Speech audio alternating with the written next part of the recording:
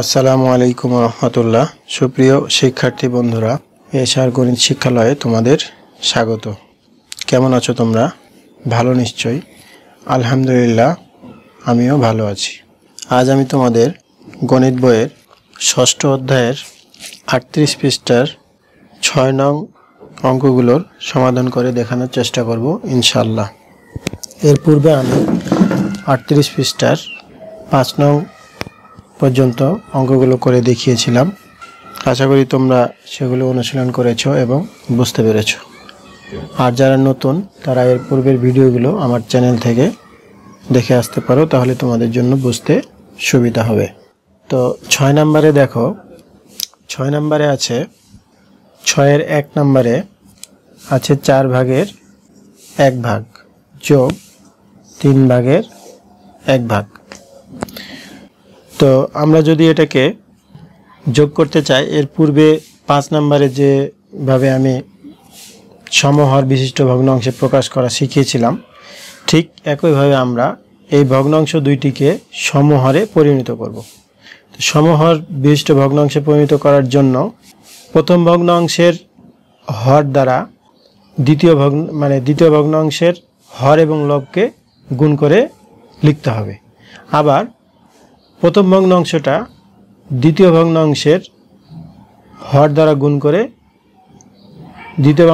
দ্বিতীয় ভগ্নাংশের হর দ্বারা প্রথম ভগ্নাংশটাকে হর এবং লবকে গুণ করে লিখতে হবে। তাহলে আমরা সমহর বিশিষ্ট ভগ্নাংশ পেয়ে যাব।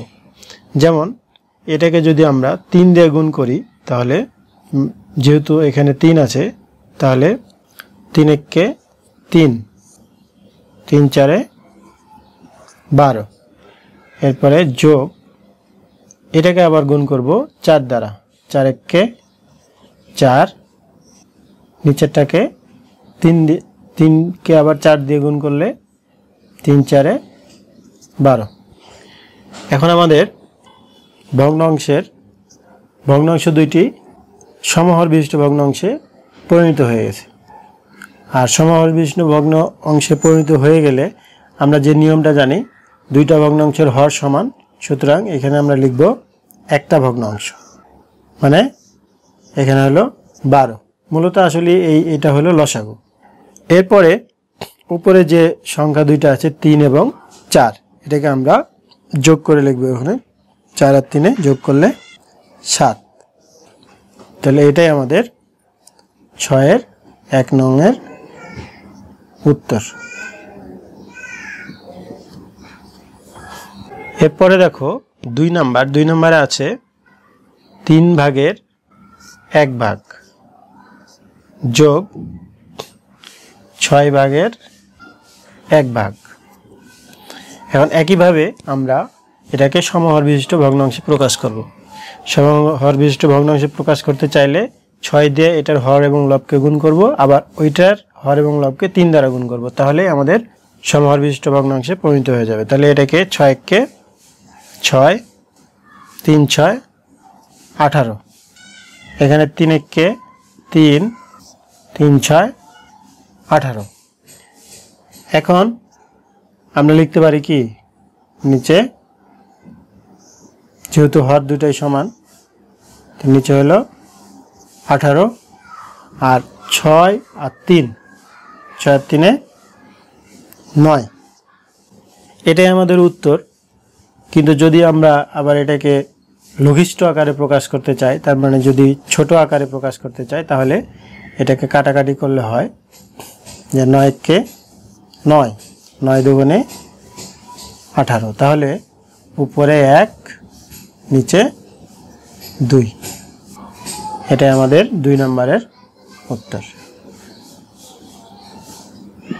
এরপরে দেখো ৬-এর ৩ নম্বরে আছে ২ ভাগের ১ ভাগ বিয়োগ ৩ ভাগের ১ ভাগ।